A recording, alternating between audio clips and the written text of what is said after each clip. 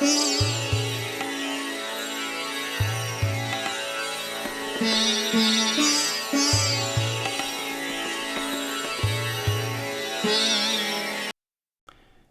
and welcome to Leadership as a Philosophy, Not a Checklist, book discussion 16 on The Art of War by Sun Tzu. Now, why am I doing this book?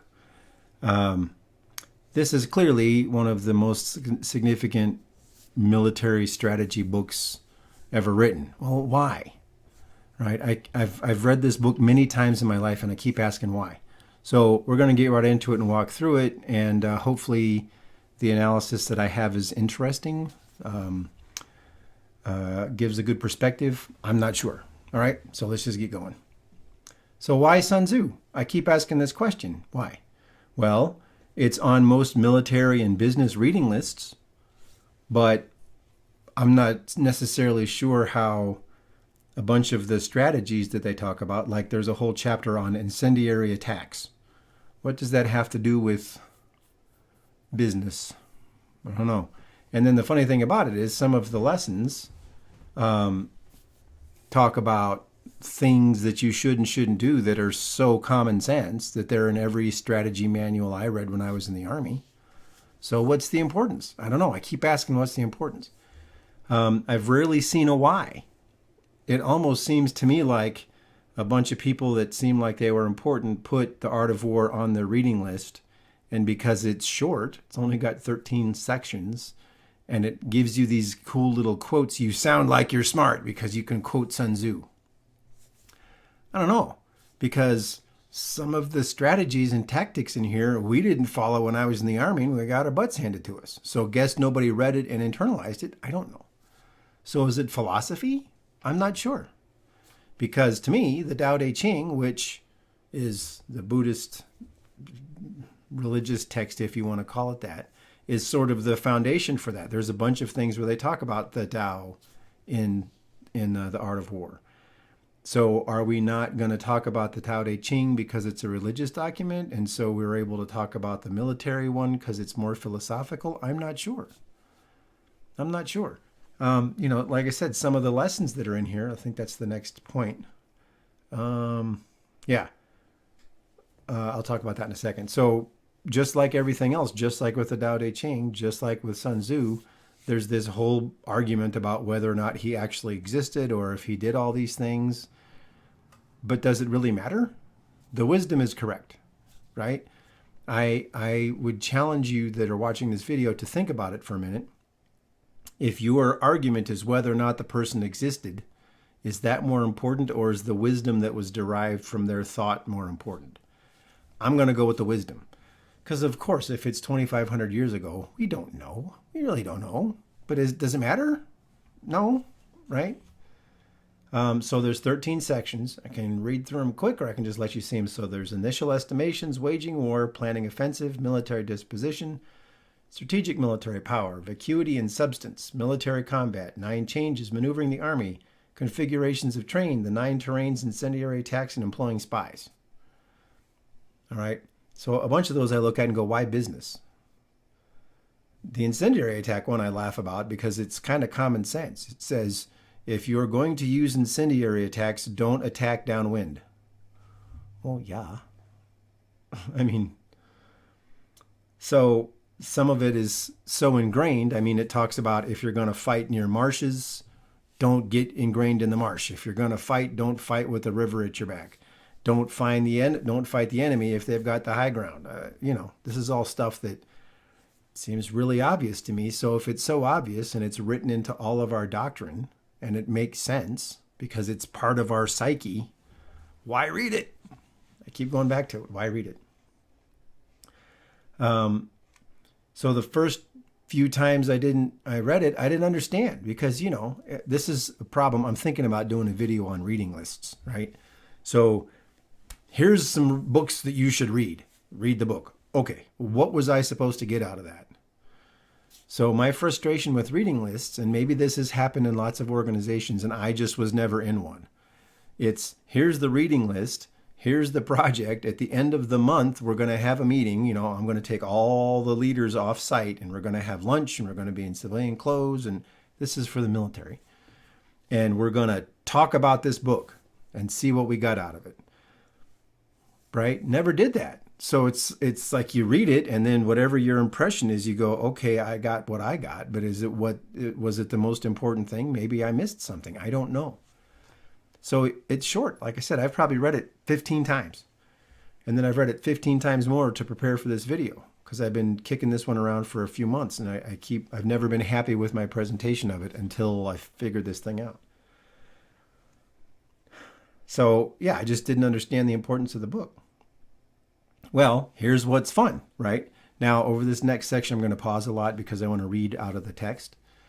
But now that I've approached leadership as a philosophy, and so I'm thinking about things philosophically, which was something I wasn't doing before, because you read it and you see how disposition of forces. You go, oh, so here's how I'm going to do this tactical stuff. But you're not thinking about the leadership aspect of it, okay? So, like I said, there's going to be a lot of pauses over this next one, so bear with me. I'm trying to keep them truncated, but I'm also not going to skip anything. So here's my views about what the Tao Te Ching has to say about leadership. Okay, so first one is the spirit of command, Qi, life and essence. So the way that it's described in the book is that the Qi is sort of the spirit of the commander and the spirit of the troops. And so if the soldiers are well disciplined, or the employees are well disciplined and doing their job right, and they've got resources and they've got everything that they need, then they're going to be able to go and do great and wonderful things. They're going to be motivated to go fight, or they're going to be motivated to go do their operations to the best of their ability. And then if they don't have any of those things, then you obviously need to go fix that, or you're not going to be able to perform. Okay, so that's kind of cool. So what's that in our context? Well, that's the environment, right? That's attuning competence and environmental hierarchies in pursuit of the goal. So if the Qi isn't right, if the steam coming off the rice isn't correct, if the essence of life isn't correct, you're going to have a problem. And also, if you're going to go against somebody else who's got high morale and you have low morale, or everybody's got good Qi and you've got bad Qi, then you're going to have a huge problem. It seems like it makes perfect sense, right? So that's the first one of the steps, or sort of one of the overarching environmental concerns that they talk about in here. So then now I'm starting to see, oh, okay, so now we need to start looking at this philosophically and start thinking about it differently. So we're going to go to the next one here, which is, so we're going to start off with the 5 factors, which is in initial estimations. So this is an interesting subject. So I'm going to read this little paragraph. It says, so you need to structure your command according to the 5 factors. Evaluate it comparative through estimations and seek out its true nature. The first is termed the Tao, the second the heaven and the earth, the third earth, the fourth generals, and the fifth the laws for military organization and discipline. Okay? So the Tao causes people to be fully in accord with the ruler. They will die with him, they will live with him, and not fear danger. Okay, so that's back to the spirit of and life essence, right? So if you've got your spirit correct, then your people are going to follow you and do what you say. Once again, emphasizing that you are not the most important person, but there's a spiritual component to what you're doing. Heaven encompasses yin and yang, cold and heat, the constraints of the seasons, so chaos and order. Earth encompasses near and far, difficult or easy, expansive or confused, fatal or terrible terrain. Again, chaos and order. The general encompasses wisdom, credibility, benevolence, courage, and strictness. There's some descriptions of leaders, not just a general, but the leader. The laws for military organizations and discipline encompass organization and regulations, the Tao of command, and the management of logistics. So systems and leadership. So the Tao is command. So that spirit, logistics, and rules are your systems. There are no generals who have not heard of these 5. Those who understand them will be victorious. Those who do not understand them will not be victorious.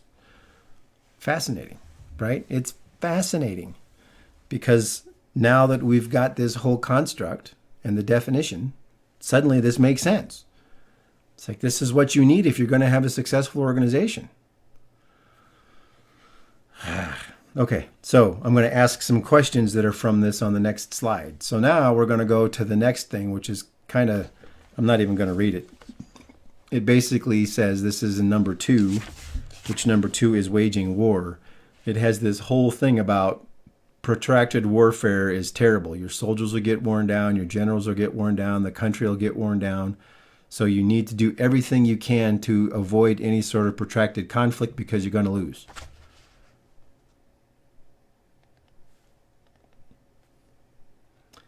So clearly, a bunch of people who had this on the reading list didn't read it and didn't internalize it and didn't think about it. Just my 2 cents. For number 3, I know I put down vigilance, but it's because there's basically 2 little sections here.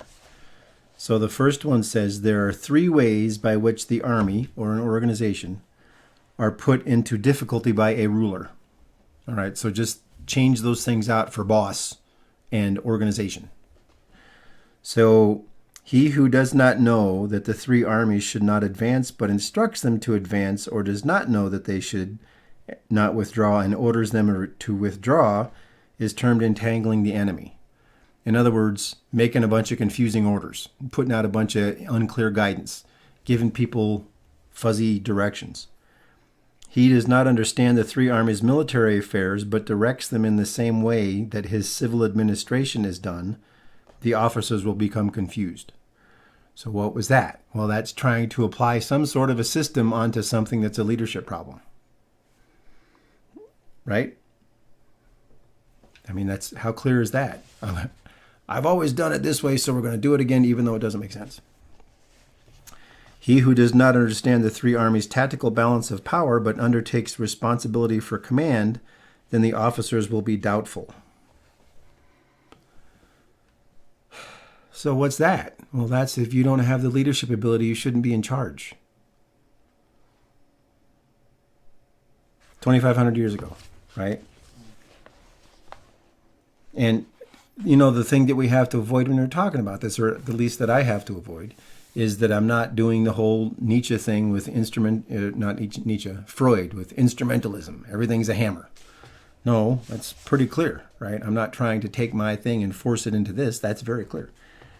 So then here's the 5, when it talks about the Tao in the 5 factors, there's 5 factors of the Tao.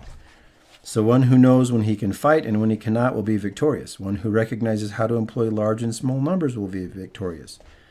One whose upper and lower ranks have the same desires will be victorious. One who's fully prepared awaits the unprepared will be victorious. And one whose general is capable and not interfered with by the ruler will be victorious. These 5 are the Tao to know victory.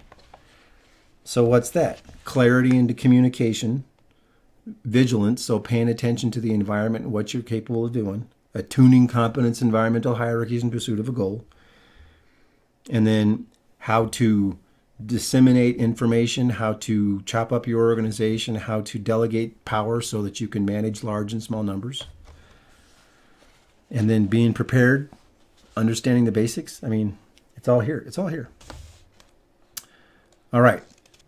Right. Yeah. So this thing about engagement areas. So this is kind of interesting. Now, this is more of a military thing than a business thing, in my opinion. But that's just because I'm not, Mr. Super Business person. But this is something that made me extraordinarily angry in one of the conflicts that I was in, because of the way that we were employing our forces and what we weren't making the enemy do. And I've read this so many times. Maybe this is what was in the back of my mind the whole time. I don't know. It's not like I'm smart. It's the book is. So it says, the location where we will engage the enemy must not become known to them. If it is not known, then the positions they must prepare to defend will be numerous. If the positions the enemy prepares to defend are numerous, then we will engage a smaller number of forces. Thus, if they prepare to defend the front, the rear will be few. If the left, if you're going to do flanks and stuff, that'll be different. And so what does that sound like? Well, when I was over in one of the conflicts I was in, we were doing the same thing at the same time in the same location every day and getting our butts handed to us. So we were not following any aspect of this at all. So the enemy was able to be completely concentrated to do everything that they wanted and do all the preparation they needed because we were doing the exact same thing all the time. And it made me lose my mind. So the thing to think about it, it's like you have to try to force other people to respond to you instead of you making it super easy for them. So, I guess there is a business case for that. Okay, next. This is number 8. All right, so this one is 5 dangerous character traits from the 9 changes. So this one's interesting because this is another vigilance thing, right? And it's also humility, empathy, integrity.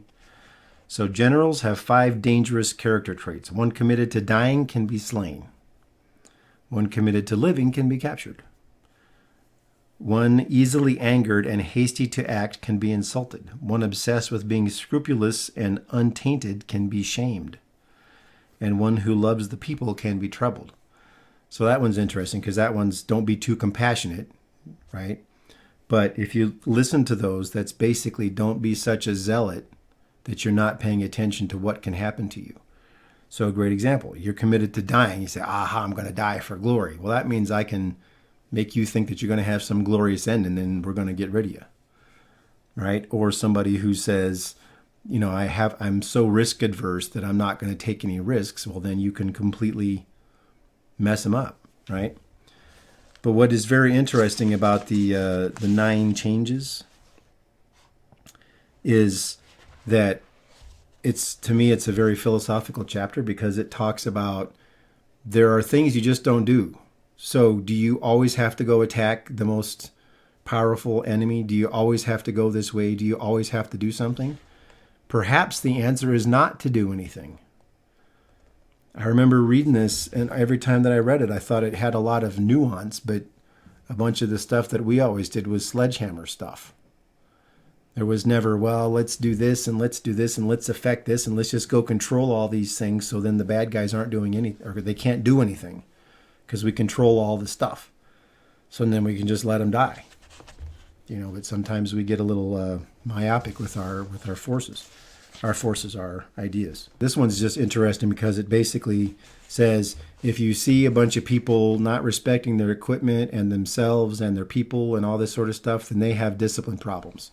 So you can go after them. Those are the people that you want to attack. But if you see a bunch of people that are sharp and crisp and executing and have good morale, then there's somebody to be worried about. And so that chapter is called Maneuvering the Army. But I think it's great for civilian and military. Obviously you want to have a good organization that's doing things the right way. But if I can observe it in the enemy, then that means that you can do that stuff to make it so the enemy doesn't want to mess with you. You see a bunch of people that are actively doing their jobs and doing the right thing, something good is happening there. So that's that. So the 9th one is Maneuvering the Army. And what's interesting about that one to me was it gives a bunch of cautions about the general or the army or whatever you're doing command-wise, being unpredictable or keeping things hidden so that spies can't find out what's going on. But I've always said that that's what a leader should be in their own organization. You should be predictable in what you expect, but you should be completely unpredictable in what you check. So I think I gave the example in another video. My favorite inspections were ones where the big boss showed up and everybody that was in the chain of command had been panicking, trying to prepare this bunch of stuff, big dog and pony show. General shows up and says, "What did you guys prepare?" "Sir, we prepared all of this." And then the general goes, "Let's go look at that." Everybody panicked. Well, I love that because I wanted everything to be ready to be inspected all the time. Might not be the most flawless thing, but it was ready to be looked at. So you could say, here's how we maintain things all the time, even when nobody's looking. That's great, right? So that's one of the admonishments in the chapter, but it's also talking about don't be predictable in your military affairs. I'm taking it the other way now, clearly. And then the last one is sources of information, which is employment of spies. And that one's very interesting because it talks about don't get your information from spirits and unknown things and mysterious stuff. It says you have to have somebody that goes and looks and sees what's happening. Well, it's absolutely the biggest call for vigilance ever. So if you want to really know what's going on, you get your butt down there and look. You cannot find out what's happening at the crisis point if you're behind your desk. Go down there and find out what's happening. I think I've told you guys I want to do a video on Elon Musk because he has this deal where something's going on in the organization and people go walking in and here's Elon Musk sitting next to the engineer that's the best at it asking what the problem is. Because he wants to know what's going on and what's the issue and how can it be solved and what can he do to help and all that sort of stuff.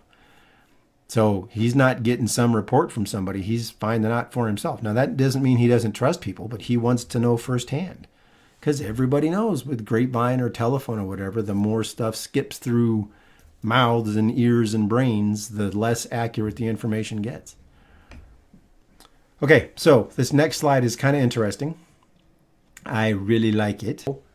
The initial estimations, So initial estimations, you go through here and look. So this is how you evaluate your leaders or how you can evaluate the leadership in an organization. So which ruler has the Tao, which is the way that we talked about for leadership? Who has gained the advantages of heaven and earth? Remember, heaven and earth was light and sun, order, chaos, right? So who's got order and chaos buzzing around their head? Who can handle all that stuff? Who has the greater ability?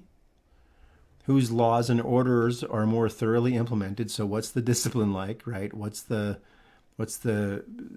organization like? Whose officers and troops are better trained, or whose members of the team are better trained, and whose rewards and punishments are clearer. So you can just take that right there, and that's your evaluation of a leader, or to see if somebody's got leadership ability, or to see how the other team's doing. Just look at those. Because these are all things that you can see. Everybody senses it. Everybody knows it. Then the next thing, this one was interesting in the book that I'm going to show you at the very end. It talks about the commander's qualifications. So everything on this side are things that are called out as bad traits.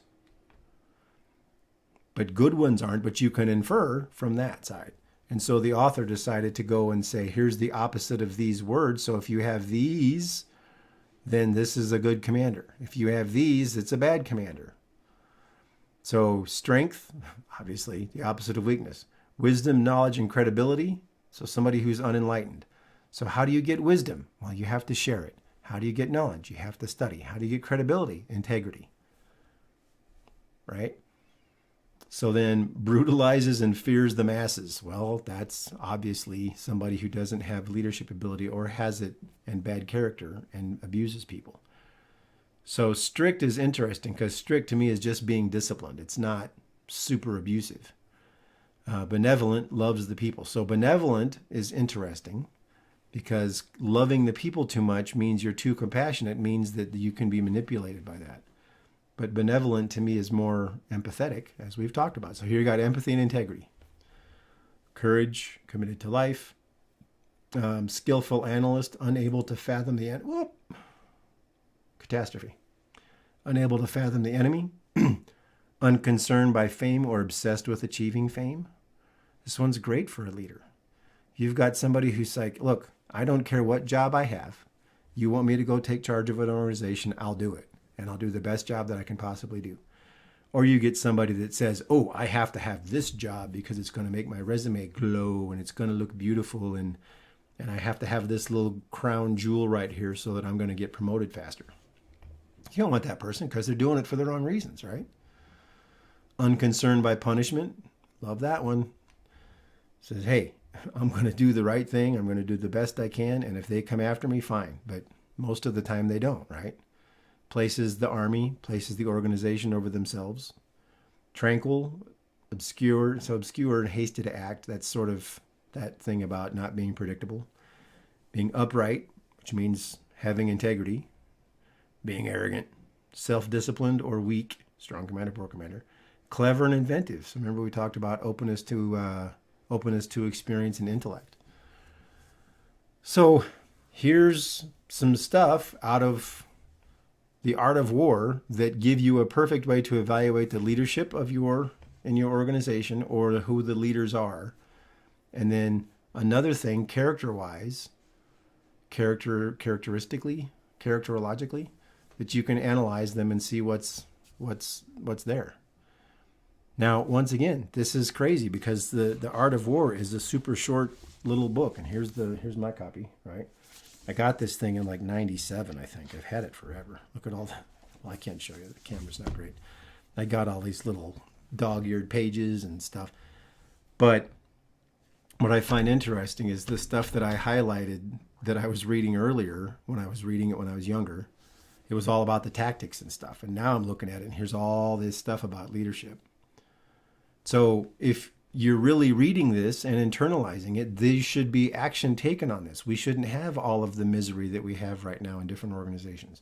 We shouldn't have these tyrannical people that are, the Bobby Koticks of the world, the CEOs that are doing everything they can to get the bottom line right and abusing the snot out of the people. It shouldn't exist. Anyway, so Sun Tzu, Art of War. You can find this anywhere. This is the one that I would recommend because it has a bunch of the historical examples. I have a couple of little pocket versions you can find. Audible, it's free, right? It's all over the place. But I recommend reading it with this perspective, and maybe suddenly you'll start seeing that there's this whole philosophical bent to it that isn't just quotable. It's not something just to sound cool. A bunch of it is, here's what you need to think about. You can't quote a thought. Or maybe you can. I don't know. Anyway, thank you so much for your time. Appreciate everybody sticking through this. And this is going to be the next few series are going to be some pretty good ones, I think. So thank you so much for your time.